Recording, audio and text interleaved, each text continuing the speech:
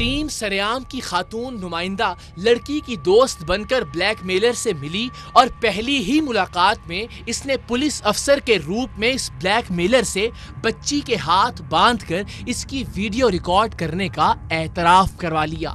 हमारी नुमाइंदा ने इससे पूछा कि आपने इसे बांधा क्यों था, तो अगर इसने ऐसा न किया होता तो ये पूछता कि मैंने इसे कब बांधा या आप क्या बात कर रही हैं। इसकी बजाय उसका कहना था कि ये मेरा और उसका जाती मसला है। आपने इसके साथ जबरदस्ती करने की कोशिश की ना कि पहले मुझे इस चीज़ की गारंटी दें, भाई बच्ची है ना समझे मासूम, इसको बांधा क्यों आपने? क्या मसला है? फिर हमारी नुमाइंदा जो लड़की की दोस्त बनी हुई थी उसने इससे ये कहा कि ये तब तुम्हारे साथ जाएगी जब तुम इसकी वीडियोस और तस्वीरें डिलीट कर दोगे। इस पर भी इसने ये नहीं कहा कि कौन सी वीडियोस और तस्वीरें, बल्कि इसका कहना था कि वो मैं पहले ही डिलीट करने का कह चुका हूँ, क्योंकि ये लड़की को बुलाने के लिए हर बार वीडियो डिलीट करने के झूठे बहाने करता था। गाड़ी में बैठ के बात करते हैं। नहीं, हम यहीं बैठ के बात करें खड़े होके, मेरी बात इधर हो जाए। अच्छा, मुझे तो गाड़ी में बैठ के बात करना। सुनो ना, ये तुम्हारे साथ जाएगी, लेकिन एक शर्त है, तुम इसकी तस्वीरें डिलीट कर दोगे, वीडियो डिलीट कर दो। पहले बोल दिया। इस ब्लैकमेलर ने खुद बताया कि वो यहाँ यानी जिना अस्पताल कराची में कायम पुलिस की चौकी का इंचार्ज है, लेकिन हमारी नुमाइंदा घुमा फिराकर इससे यही पूछती रही कि आपने इस लड़की को बांधा क्यों।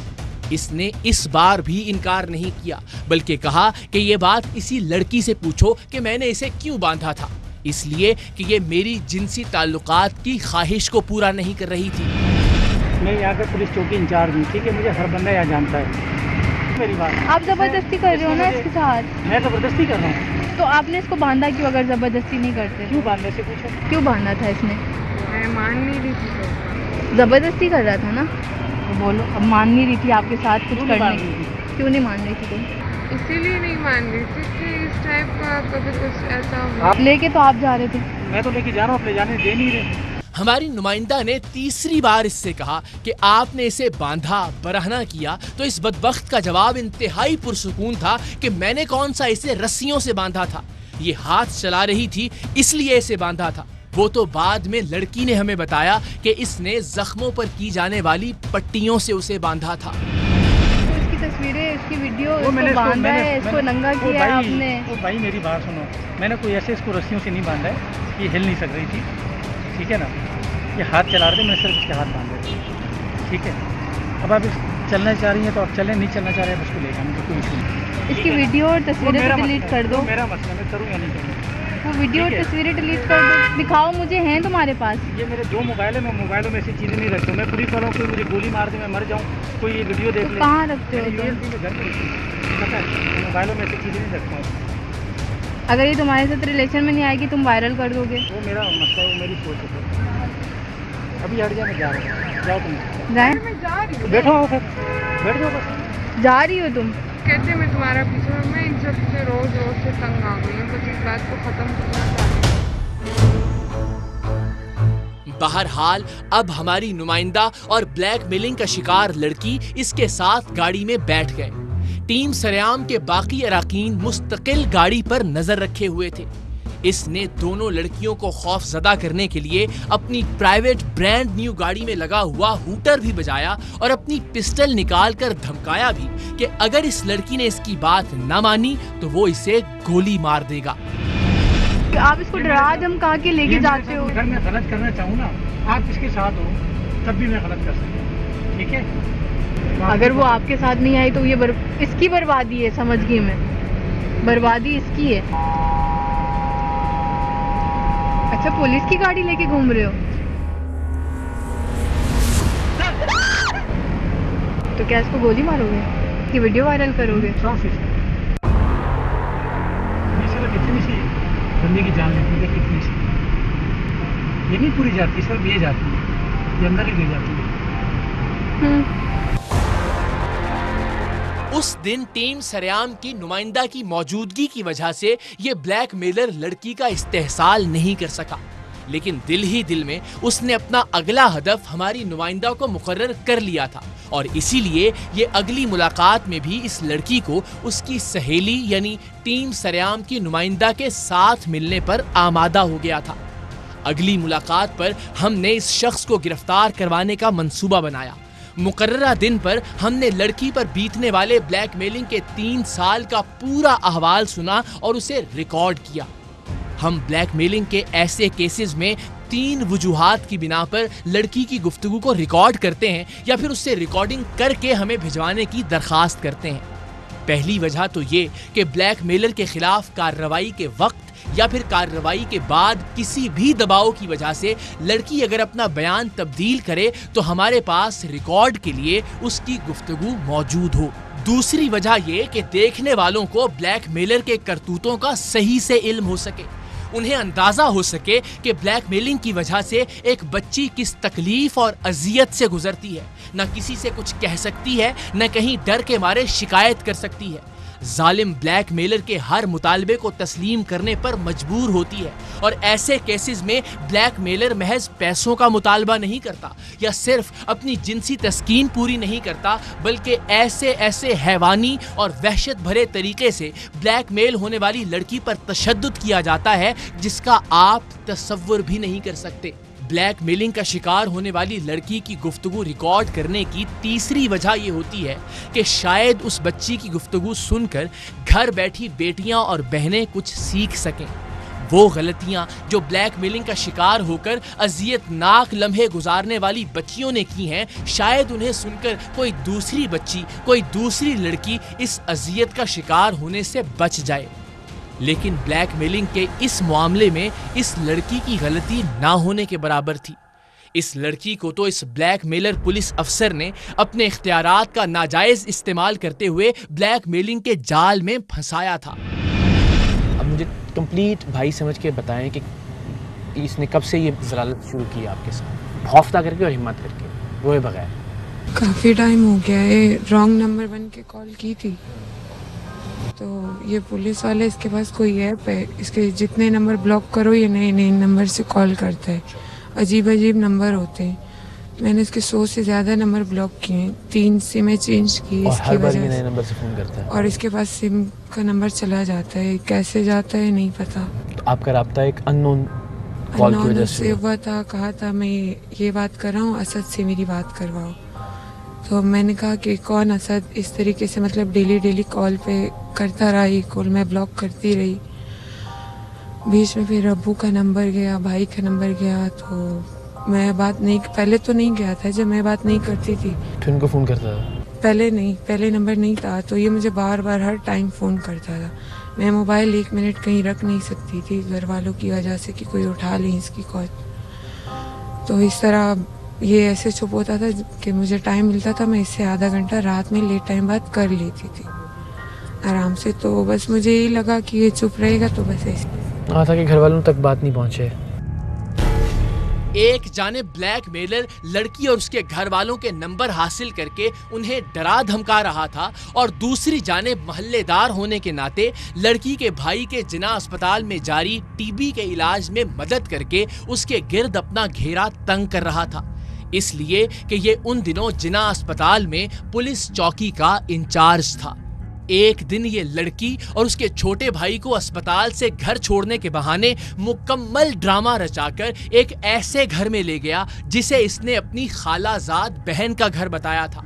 लेकिन वहां मौजूद सारे किरदार असल में इस ब्लैकमेलर से मिले हुए थे। इसका मतलब इसने आपको टारगेट करके कहीं से आपका नंबर लेके आपको मुझे कांटेक्ट किया होगा ना? अंदर अपनी खाला की बेटी का घर मतलब वहाँ का बोला, तो वहाँ जब मुझे लेके गए इसने सब कुछ बोल दिया। और ये जो इसने फिर आपको बांधा और बांध के आपकी वीडियो बनाई जो कि इसने आपको भेजी मुझे थी। इसने कहा कि मैं आप लोग को छोड़ देता हूँ, तो हमें और मेरा छोटा भाई फ्रेंड थी, तो हम आधे रास्ते तक इसके साथ चले जाते थे। तो इसने हमें आधे रास्ते तक उतारा, इसको डायरेक्ट कॉल आई, इसने लाउड किया। इसकी खाला की बेटी इसको बहुत ज़्यादा फोर्स कर रही थी कि मैंने चाय बनाई है आ जाओ। हमने कहा हम वेट कर लेंगे, आप हो क्या, तो भी नहीं माना। कहा अगर आप लोग जाओगे तो हम।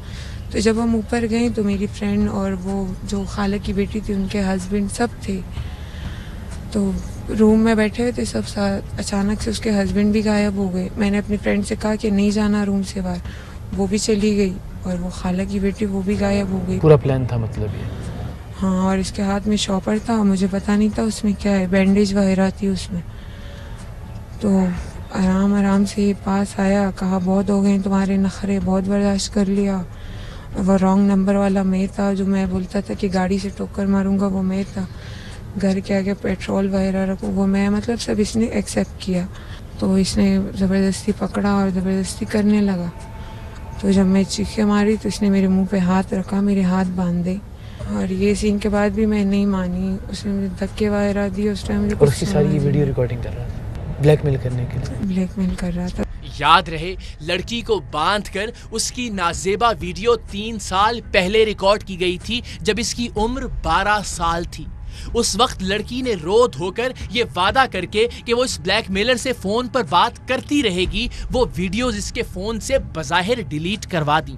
लेकिन जब घर वापस आकर इसने कुछ दिन ब्लैकमेलर का फोन नहीं उठाया, तो इस लड़की की दोस्त जो ब्लैकमेलर से मिली हुई थी, या फिर शायद वो भी उसके हाथों ब्लैकमेल हो रही थी, उस दोस्त ने उसे उसकी वही हाथ बंधी बरहना वीडियो भिजवाई। तो वो हैरान रह गई। तो उस वीडियो की बुनियाद पे क्या कहता रहा आपको, कैसे मजबूर तो करता? ये मतलब नहीं मान रहा था, और मेरी दोस्त इसे मना रही थी कि मान जाओ, इसकी वीडियो डिलीट कर दो, ये कुछ भी नहीं तुमसे बात भी करेगी, जैसा कहोगे वैसे ही करेगी। फिर मैंने बोला हाँ मैं करूँगी। तो इसने मुझे दोनों मोबाइल दिए, मैंने दोनों से वीडियो डिलीट की खुद।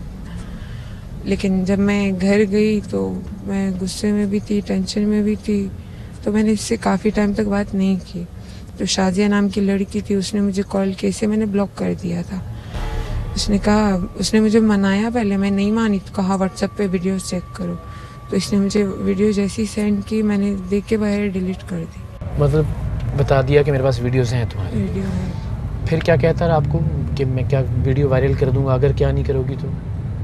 मतलब ये तो ये कहता रहा, मोहल्ले में जगह जगह लोगों को बता रहा है, मतलब वो मुझे आते जाते तंग करते हैं कुछ ना कुछ बोल के, और ये कहता है अब मुझसे ही कर लो। आप सोचती नहीं किधर फंस गई मैं, किस दलदल के अंदर? और आप उम्र में भी बड़ा आदमी है, पुलिस में भी है, इन्फ्लुएंशियल भी है, पिस्टल भी हर वक्त साथ रखता है, गाड़ी भी अच्छी है, वीडियो भी आपकी किसके हाथ में है? हाँ सही, लेकिन मैं अपने घर में भी नहीं बता पा रही। अगर घर में बताया तो इतना बड़ा मसला बन जाएगा, मेरे अब्बू मुझे भी वो नहीं करेंगे। और ये बच्ची जाहिर है अपने ऊपर होने वाले हर जुल्म का अहवाल नहीं सुना सकती थी। उसे न जाने कितनी बार मसला गया था। 3 साल में न जाने 12 साल की इस बच्ची पर कैसा कैसा तशद्दुद किया गया था। एक वाकया जो इस लड़की ने बताया वो दिल दहला देने वाला था, लेकिन इस लड़की ने इस वाकये को ऐसे बयान किया जैसे ये इस बेचारी के लिए मामूल की बात हो। इस वीडियो के अलावा भी है कुछ इसके पास? इस वीडियो के अलावा कुछ फिक्स अगर हो वो मुझे पता नहीं, लेकिन होगी। और दूसरा, जब मुझे हॉक्स पे लेके गया था यहाँ से, मुझे बोला बात करेंगे वीडियो वगैरह, मैंने सोचा डिलीट कर देगा ना मेरे कहने पे। इसने मुझे बोला सिर्फ बार बात करेंगे, और ये गाड़ी चलाता रहा। मैं इससे पूछती रही कहाँ लेके जा रहे हो, कहाँ? तो कहाँ, अभी तो जामगलात के पास से, यहाँ से मुझे भूख लगी, ये ले रहा हूँ, वो फिर तो मैं उतार दूँगा। तो ऐसे करते करते जब हॉक्सबे का पुल आया तो मुझे पता चला कि यहाँ है ना, यहाँ। तो मैंने मना किया, इसने गाड़ी लॉक की हुई थी। तो इसने किसी हामिद नाम के बंदे को कॉल की कि मैं वही हूँ, पुलिस वाला, वाइट कार वाला। तो इस तरह वो मुझे, जब मैं गाड़ी से नहीं उतरी थी, मैंने कहा मुझे यहीं उतार दो, मैं खुद चली जाऊँगी। तो मुझे कह रहा, मना रहा था, मान जाओ मान जाओ। मैंने कहा नहीं, कहीं पानी में फेंक दूँगा। मैंने बोला फेंक दो।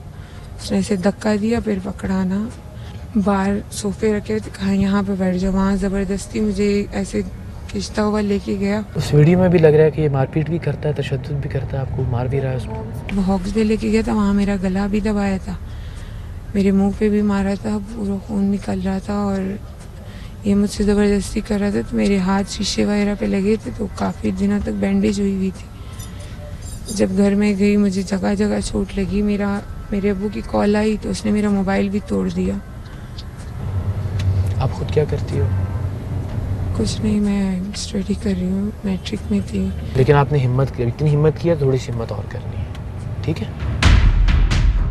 लड़की से गुफ्तगू की रिकॉर्डिंग खत्म हुई तो टीम सरेआम के अराकीन ने बताया कि इस ब्लैकमेलर पुलिस अफसर को पकड़ने के लिए हमने जो पुलिस लाइनअप की थी, अब उनसे राबिता नहीं हो रहा। क्या है स्टेटस पुलिस का? है भाई पुलिस तो फोन नहीं उठा रही है, लाइनअप की डन थी सब कुछ। अभी 10 मिनट आधे घंटे पहले बात हुई उससे हमारी एसएचओ से। क्या करें, 15। हम दूसरी बार ब्लैकमेल होने वाली लड़की और अपनी नुमाइंदा को इस दरिंदे के रहमो करम पर नहीं छोड़ सकते थे, सो हमने फैसला किया कि हम इस शख्स को रोक कर 15 पर कॉल करेंगे और इसकी गिरफ्तारी के लिए पुलिस की मदद तलब करेंगे। ठीक, ज़रा ऑप्शन क्यों नहीं? पुलिस अफसर के रूप में इस ब्लैकमेलर ने दोनों लड़कियों को जिना अस्पताल के अंदर बुलाया, जहां इसके बकौल वो चौकी इंचार्ज था। हमने लड़कियों को अस्पताल के दरवाजे पर उतारा और खुद पहले पहुंचकर उस मकाम पर पोजीशन संभालने का फैसला किया जहां ब्लैकमेलर ने लड़की को बुलाया था। अच्छा, मैं ये कह रहा हूँ कि गाड़ी से ये उनको बाहर निकालेंगे कि जी इसको आप ले जाएं साथ और मुझसे 2 मिनट बात कर लें गेट पे जिना के बाहर। उसी वक्त उसको हाथ करना और पिस्टल उसके पास होता है, ये देखो, हाँ ये देखना।